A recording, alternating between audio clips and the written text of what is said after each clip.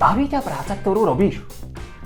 Predčasom som videl skvelý návod, ako kategorizovať prácu, činnosť, ktorú robíš. Ak poznáš kategóriu práce, ktorú najčastejšie robíš, spoznáš, ako si na tom so svojou energiou.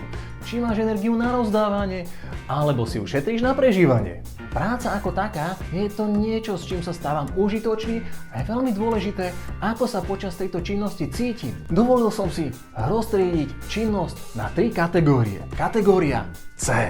Činnosť, ktorá ťa otravuje, vôbec ťa neteší, ohromne ťa vyčerpáva a cíti sa pri nej zle. Pre mňa je to právo. Je to činnosť, ktorú odporúčam vôbec nerobiť. Ideálne nájsť niekoho, komu sa táto práca dá delegovať. Že vy právnici presne kvôli tomu boli takí dôležití?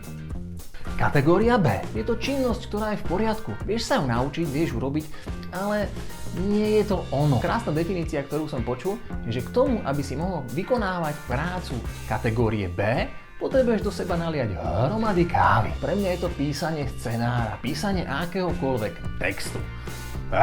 Kategória A. Je to činnosť, ktorá ťa nabíja energiou. Baví ťa to, teší ťa to, si v nej totálne skvelý. Pre mňa takáto činnosť je kreslenie v programe SolidWorks, cvičenie alebo prípadne mudrovať o zmysle života. Ja odporúčam vykonávať čo najčastejšie, lebo ťa nabíja energiou. Ktoré je tvoje Ačko?